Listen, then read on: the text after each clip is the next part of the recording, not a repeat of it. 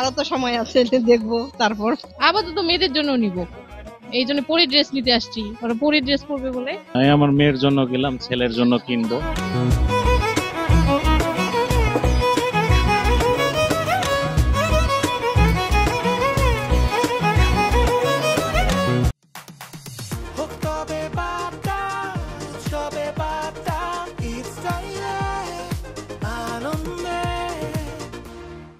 আমরা যেটা মনে করছিলাম যে দাম মনে হয় কাপড়ের দাম অনেক বেড়ে গেছে, আসলে ওই রকম মনে হচ্ছে না।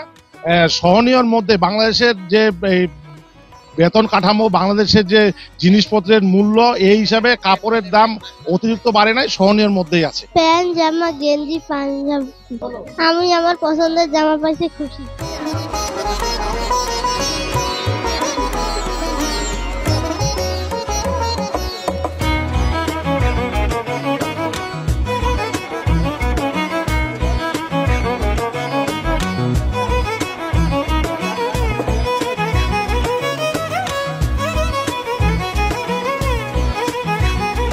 ভালো ভালো প্রোডাক্ট আসছে আমাদের, এই যে পাকিস্তানি অনেক অনেক পিসগুলো আছে আমাদের কালেকশনে।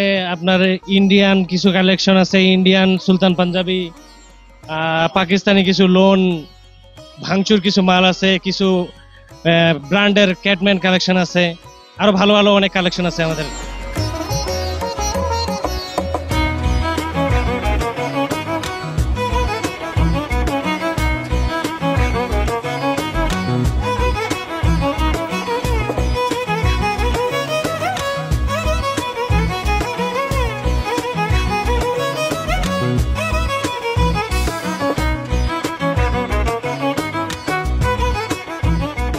প্রতিবারের না, এবার অতটা ভালো না, আর কাস্টমার ভিড় কম।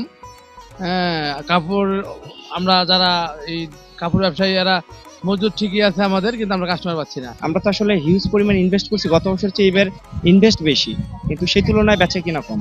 যেভাবে আমরা মাল নিয়ে আসছি, যেভাবে বেচার কথা ছিল সেভাবে কিন্তু কাস্টমার হচ্ছে না, আর খুব দামাদামি করতেছে এবার। আমরা তো ব্যবসায়ী, আমাদের তো লাভের চিন্তাই করতেছি, কিন্তু এবার তো মানে কেনাকাটাটা খুব কম হচ্ছে। যেভাবে কেনাকাটার দরকার ছিল সেভাবে কেনাকাটা করে নাই, মালপত্র আমাদের অনেক আটকে যাবে। কালেকশনে আমাদের বেশিরভাগ ফ্রক, তারপরে স্কার্ট, লেহেঙ্গা, তারপরে ওয়ান পিস, টু পিস।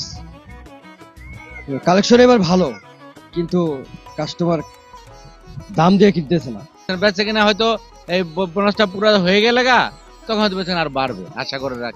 কারণ আমরা তো অনেক কি করে মাল উঠেছি, সে মাল তো আমার ছাড়াইতে হবে, নাহলে তো এটা বহন করতে পারে একটা বছর পুরা।